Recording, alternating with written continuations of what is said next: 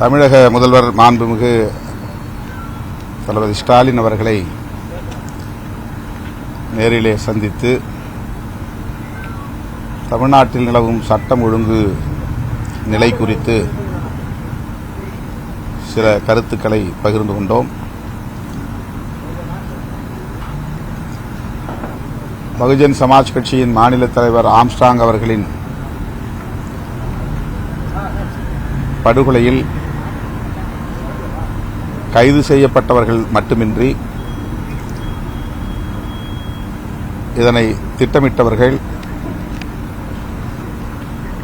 இதனை நடைமுறைப்படுத்திய கூலி கும்பல் ஆகிய அனைவரையும்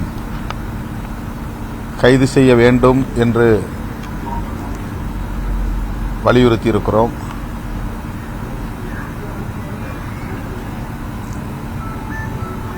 தமிழகத்தில் சட்டம் ஒழுங்கை சீர்குலைத்து ஒரு பதற்றத்தை ஏற்படுத்த வேண்டும் என்று சில அரசியல் கட்சிகள், சில அமைப்புகள் திட்டமிட்டு செயல்பட்டு வருகின்றன. குறிப்பாக பாரதிய ஜனதா கட்சிக்கு இந்த செயல் திட்டம் இருப்பதை அறிய முடிகிறது. ஆகவே ஆம்ஸ்ட்ராங் படுகொலையிலும் கூட ஒரு அரசியல் செயல் திட்டம் இருக்க வாய்ப்பு இருப்பதாக விடுதலை சிறுத்தைகள் கட்சி சந்தேகப்படுகிறது. ஆம்ஸ்ட்ராங் அவர்கள் உயிரிழந்த சில நிமிடங்களில் பாஜக கட்சியை சார்ந்த ஒருவர்தான் ஊடகங்களுக்கு பேட்டி கொடுத்தார். அவர் வைத்த கோரிக்கை தான் சிபிஐ விசாரணை. காவல்துறை நடவடிக்கையில் இறங்குவதற்கு முன்னதாகவே, பகுஜன் சமாஜ் கட்சி கோரிக்கை வைப்பதற்கு முன்னதாகவே எடுத்த எடுப்பிலேயே தமிழ்நாடு அரசு இதை விசாரிக்கக்கூடாது, இந்திய ஒன்றிய அரசின் கட்டுப்பாட்டில் இருக்கிற சிபிஐ விசாரிக்க வேண்டும் என்ற குரல் பாஜகவின் குரலாக இருந்தது. அதுதான் பாஜகவினுடைய மாநில தலைவரின் குரலாகவும் அடுத்து ஒலித்தது. ஆருத்ரா கோல்டு நிறுவனத்திற்கும் பாஜகவை சார்ந்த சிலருக்கும் இடையிலுள்ள உறவு குறித்து கடந்த சில மாதங்களாக அல்லது ஒரு வருடத்திற்கு மேலாக பேசப்பட்டு வருவதை நாம் பார்க்கிறோம், விவாதிக்கப்பட்டு வருகிறது. ஆருத்ரா கோல்டு விவகாரத்திலே சம்பந்தப்பட்டவர்கள் பாரதிய ஜனதா கட்சியில் பொறுப்பிலேயே இருக்கிறார்கள். இப்போது ஆம்ஸ்ட்ராங் கொலையில் ஆருத்ரா கோல்டு விவகாரமும் பேசப்படுகிறது. பாஜக இதில் வலிந்து தலையிட்டு சிபிஐ விசாரணை கோருகிறது. இதுபோன்ற விவகாரங்கள் விசாரணைக்குரியவையாக உள்ளன, புலனாய்வு விசாரணைக்கு உட்படுத்தப்பட வேண்டியவையாக உள்ளன.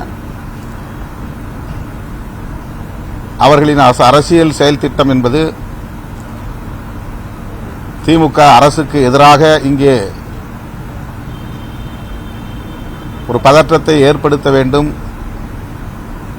ஒவ்வொரு வாய்ப்பையும் பயன்படுத்தி சட்டம் ஒழுங்கை சீர்குலைக்க வேண்டும் என்பதாகத்தான் இருக்கிறது. அதற்கு துணையாக பல அமைப்புகளும் இங்கே செயல்பட்டு வருவதை காண முடிகிறது. மேனாள் முதல்வர் முத்தமிழ் அறிஞர் கலைஞர் அவர்களை தனிப்பட்ட முறையிலே கடுமையாக விமர்சிப்பது அரசியல் அநாகரிகத்தின் உச்சமாக இருக்கிறது. கருத்தியல் விமர்சனங்களை வைக்கலாம், அரசியல் விமர்சனங்களை வைக்கலாம், ஆனால் அவரை கொச்சைப்படுத்துவதன் மூலம் மேலும் பதற்றத்தை உருவாக்க வேண்டும் என்பது அவர்களின் நோக்கம் என்பதை உணர முடிகிறது. ஆகவே ஒட்டுமொத்தமாக அரசியல் செயல் திட்டங்களை வரையறுத்துக் கொண்டு சட்டம் ஒழுங்கை சீர்குலைக்க சில சக்திகள் செயல்பட்டு வருவதை அறிந்து சட்டம் ஒழுங்கை காப்பாற்றுவதற்கு அரசு நடவடிக்கை எடுக்க வேண்டும் என்று வலியுறுத்தியிருக்கிறோம். சட்டம் ஒழுங்கை சீர்குலைக்கக்கூடிய சமூக விரோதிகளை பாதுகாக்கக்கூடிய, அடைக்கலம் தரக்கூடிய அமைப்பினர் அல்லது கட்சியினரையும் கண்காணிக்க வேண்டும், அவர்கள் மீதும் உரிய நடவடிக்கை எடுக்க வேண்டும் என்று கோரிக்கை மனுவாக வழங்கியிருக்கிறோம். அத்துடன் நீட் தேர்வு குறித்தும் கிரிமினல் சட்டங்களை சீராய்வது தொடர்பாகவும் மனு ஒன்றை அளித்திருக்கிறோம். அதற்காக அனைத்துக் கட்சி கூட்டத்தை உடனே கூட்ட வேண்டும். இன்றைக்கு இந்திய அளவிலே பேசப்படக்கூடிய ஒன்றாக மாறியிருக்கிறது நீட் தேர்வு சிக்கல். தமிழ்நாட்டில் மட்டும் ஒலித்துக் கொண்டிருந்த குரல் இன்றைக்கு நாடாளுமன்றத்திலே ராகுல் காந்தி போன்றவர்களும் வலுவாக பேசக்கூடிய அளவுக்கு இந்த பிரச்சினை மாறியிருக்கிறது. இதிலே ஊழல் முறைகேடுகள் நடந்துள்ளன, அது உறுதிப்படுத்தப்பட்டிருக்கிறது. அந்த வகையில் அதை மூடி மறைப்பதற்கு பாஜக முயற்சிக்கிறது. வினாத்தால் கசிந்தது உறுதி செய்யப்பட்டிருக்கிற நிலையில் உச்சநீதிமன்ற தலைமை நீதிபதியே விசாரணையின் போது அதை உறுதி செய்திருக்கிற நிலையில் இது சம்பந்தமாக திமுக அரசு உடனடியாக இதில் தலையிட வேண்டும். குறிப்பாக வரும் 18ஆம் தேதி இந்த விசாரணை வரவுள்ள சூழலில் அனைத்துக் கட்சி கூட்டம் ஒன்றை கூட்டி அதில் ஒருமனதாக தீர்மானம் நிறைவேற்றி ஒன்றிய அரசுக்கும் உச்சநீதிமன்றத்திற்கும் அழுத்தம் கொடுக்க வேண்டும் என்பதை மாண்புமிகு முதல்வரிடத்திலே ஒரு கோரிக்கை மனுவாக வழங்கியிருக்கிறோம். அதேபோல நாடாளுமன்ற உறுப்பினர்களை, எதிர்க்கட்சி உறுப்பினர்கள் அனைவரையும் வெளியேற்றிவிட்டு இடைநீக்கம் செய்துவிட்டு இந்த 3 கிரிமினல் சட்டங்களை நிறைவேற்றி அதை நடைமுறைக்கு கொண்டு வந்திருக்கிறார்கள். அவற்றை நடைமுறைக்கு கொண்டு வந்து மாநில அரசுகள் நிறைவேற்றுவதற்குரிய அழுத்தத்தையும் தந்து கொண்டிருக்கிறார்கள். ஆனால் தமிழக அரசு அது குறித்து ஆய்வு செய்வதற்கு ஓய்வு பெற்ற நீதிபதியின் தலைமையிலே ஒரு ஆணையத்தை அமைத்திருப்பது வரவேற்க தகுந்தது. அதனை வரவேற்று பாராட்டினோம். இது தொடர்பாக இந்தியா கூட்டணி கட்சிகள் ஆளும் மாநிலங்களில் இதேபோல திருத்தம் கொண்டு வருவதற்கு நடவடிக்கை எடுக்க வேண்டும் என வலியுறுத்தி அந்த கூட்டணி கட்சிகளின், தோழமை கட்சிகளின் முதல்வர்களுக்கு தமிழ்நாடு முதல்வர் கடிதம் எழுத வேண்டும், அவர்களை தொடர்பு கொண்டு அழுத்தம் கொடுக்க வேண்டும் என்பதையும் வலியுறுத்தியிருக்கிறோம். அத்துடன் திரு ஆம்ஸ்ட்ராங் அவர்களின் உடலை பொதுமக்களின் பார்வைக்காக அரசு பள்ளி வளாகத்திலே வைப்பதற்கு அனுமதி அளித்து உரிய பாதுகாப்பையும் அளித்து அமைதியான முறையில், கண்ணியமான முறையில் அவருடைய உடலை அடக்கம் செய்வதற்கு அரசு ஒத்துழைத்ததற்காக எமது நன்றியையும் முதல்வருக்கு தெரிவித்தோம். ஆம்ஸ்ட்ராங் அவர்களின் இல்லத்திற்கு சென்று அவருடைய பாதிக்கப்பட்ட துணைவியாரையும் சந்தித்து ஆறுதல் சொன்னது எமக்கு ஆறுதல் அளிக்கிறது. அதையும் அவரோடு நாங்கள் பகிர்ந்து கொண்டோம். தொடர்ந்து ஆம்ஸ்ட்ராங்குடைய படுகொலை தொடர்பாக கைது செய்யப்பட்டிருக்கக்கூடிய குற்றவாளிகள் உண்மை குற்றவாளிகள் இல்லை. அந்த படுகொலை செய்துவிட்டு அவங்க புறப்பட்டிருக்காங்க, மற்றவர்களை கைது செஞ்சிருக்காங்க. உண்மையான படுகொலை செய்த குற்றவாளிகளை கைது செய்யணும்னு சொல்லி பிஎஸ்பியும் கோரிக்கை வைக்குது. அவருடைய குடும்பத்தின் சார்பாக முதலமைச்சரை சந்திக்கும் போது அவருடைய மனைவி கோரிக்கை வச்சு அதுதான் நாங்களும் இப்ப சொல்லியிருக்கிறோம். இந்த உண்மை குற்றவாளிகளை கண்டறியணும். இல்ல, அது திட்டமிட்டவர்கள், அதுதான் மனுவாவே கொடுத்துருக்கிறோம். திட்டமிட்டவர்கள், கூலிக்காக இதில் பின்னிருந்து வேலை செய்தவர்கள் அனைவரும் கைது செய்யப்பட வேண்டும். ஆருத்ரா கோல்டு, பாஜக, ஆம்ஸ்ட்ராங் படுகொலை என்கிற ஒரு முக்கோணம் இதில் இருப்பதாக தெரிகிறது. எல்லா விவாதங்களிலும் ஆருத்ரா கோல்டு பேசப்படுகிறது. பிஜேபியில் உள்ளவர்கள், இன்னும் சொல்ல போனால் ஆற்காடு சுரேஷ் மனைவி பாஜகவிலே பொறுப்பில் இருப்பதாக சொல்லப்படுகிறது. இன்னும் பலர் அதில் கைது செய்யப்பட்டவர்களில் 1-2 பேர் நேரடியாக பாஜகவோடு தொடர்புடையவர்கள் என்றும் சொல்லப்படுகிறது. எனவே இந்த கோணத்திலும் இந்த புலன் விசாரணை நடத்தப்பட வேண்டும் என்பதுதான் எங்களுடைய கோரிக்கை. 2 நாட்களுக்கு முன்பு சிட்டி கமிஷனர், சென்னை பெருநகர காவல் ஆணையர் திரு அருண் IPS அவர்களையும் நான் சந்தித்து இதை நேர்மையான முறையிலே விசாரிக்க வேண்டும், உண்மையான அனைத்து குற்றவாளிகளையும் கைது செய்ய வேண்டும் என்று வலியுறுத்தியிருக்கிறோம். அவரும் அந்த கோணத்தில் விசாரித்துக் கொண்டிருக்கிறோம் என்று உறுதியளித்திருக்கிறார். இதன் பின்னணியில் உள்ள அனைவரும், திட்டமிட்டவர்கள் உட்பட, ஏவியர்கள் உட்பட அனைவரும் கைது செய்யப்பட வேண்டும் என்பதுதான் எங்கள் கோரிக்கை. முதல்வரை சந்தித்ததிலும் இதைத்தான் நாங்கள் வலியுறுத்தியிருக்கிறோம். எந்த ஒரு பிரச்சனை இருந்தாலுமே, தமிழகம் உரிமை சார்ந்த பிரச்சனை இருந்தாலுமே திருமாவளவன் தீர்க்கமான கருத்துக்கள் வெளிப்படையாக சொல்லக்கூடியவங்க. ஆனால் திமுகவோட கூட்டணி சேர்ந்ததுக்கு அப்புறம் இந்த கடந்த 3 வருடங்களில் பல்வேறு பிரச்சனைகள் தமிழகம் குறிப்பாக நீங்கள் குறிப்பிட்டது மாதிரி சட்டம் ஒழுங்கு சார்ந்த விஷயம். இது ஒரு கற்பனையான குற்றச்சாட்டு. கூட்டணியில் இருந்து கொண்டே நாங்கள் எடுத்த நடவடிக்கைகளை, போராட்டங்களை வேறு எந்த கட்சியும் கூட்டணியில் இருந்தால் எடுத்திருக்க முடியாது. அதை பாராட்டுவதற்கு, வரவேற்பதற்கு மனமில்லாத காழ்ப்புணர்வு கொண்டவர்கள் வைக்கிற ஒரு தரம் குறைந்த விமர்சனம் இது. இந்த 3 ஆண்டு காலத்தில் நாங்கள் நடத்திய போராட்டங்களை வேற எந்த கட்சியும் நடத்தியது கிடையாது.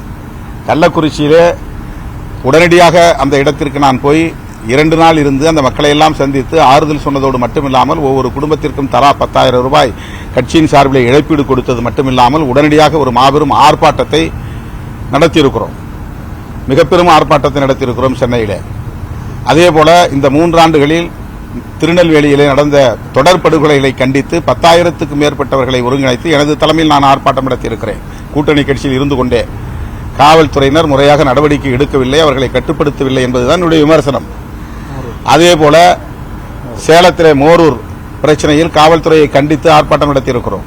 அதேபோல நாமக்கல்லில் பெருமாள் என்கிற ஒரு இரவு காவலர் கொல்லப்பட்டவுடன் என்னுடைய தலைமையில் 5000 பேரை திரட்டி அங்கே ஆர்ப்பாட்டம் நடத்தியிருக்கிறோம். கிருஷ்ணகிரியில் ஓசூர் பகுதியிலே 10க்கும் மேற்பட்டவர்கள் தொடர்ந்து அந்த ஆண்டில் கொலை செய்யப்பட்டார்கள் என்ற தகவல் கிடைத்து அந்த இடத்திலே 10,000க்கும் மேற்பட்டவர்களை திரட்டி ஆர்ப்பாட்டம் நடத்தியிருக்கிறோம். வேங்கவேல் பிரச்சனையில் அடுத்த 2வது நாளே எல்லோரும் பொங்கல் புத்தாண்டு விழா கொண்டாடி கொண்டிருக்கிற நேரத்தில் டிசம்பர் 31ஆம் தேதி என்னுடைய தலைமையில் அதே இடத்தில் காவல்துறை நடவடிக்கையில் திருப்தி இல்லை என்பதை நாங்கள் வெளிப்படுத்தி போராட்டத்தை நடத்தியிருக்கிறோம். அது போதாது என்று அதன் பிறகு 2 நாள் கழித்து தமிழ்நாடு முழுவதும், ஒரு 2 வாரம் கழித்து தமிழ்நாடு முழுவதும் அனைத்து மாவட்ட தலைநகரங்களிலும் அதே வேங்கவேல் பிரச்சனைக்காக நாங்கள் போராட்டம் நடத்தியிருக்கிறோம்.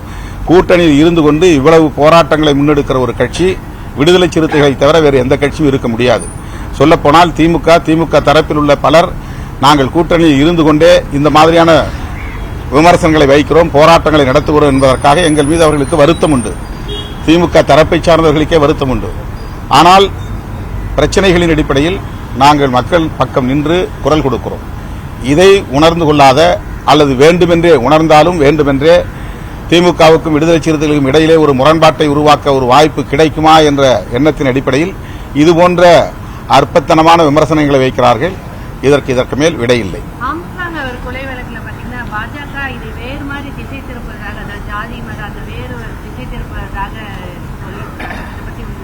யார் சொல்றாங்க? என்ன சொல்றாங்க?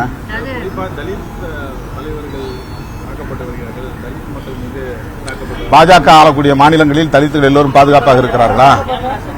பாரதிய ஜனதா கட்சி ஆளக்கூடிய மாநிலங்களில் தலித் மக்கள் அனைவரும் பாதுகாப்பாக இருந்தால் அவர் சொல்லுகிற இந்த கேள்விக்கு நாம் விடையளிக்கலாம். இந்தியா முழுக்க தலித்துகள் காலம் காலமாக இது போன்ற பாதிப்புகளுக்கு ஆளாகிறார்கள் என்பது யதார்த்தமான உண்மை. அரசியலுக்காக இதை பேசுகிறார்கள். பாதிக்கப்பட்ட ஆம்ஸ்டாங் குடும்பத்திற்கு ஒரு நீதி கிடைக்க வேண்டும் என்று பேசுவதை விட இதை பயன்படுத்தி திமுக அரசுக்கு எதிராக என்ன ஒரு பதற்றத்தை எப்படி உருவாக்க முடியும் என்றுதான் கணக்கிட்டு பேசுகிறார்கள்.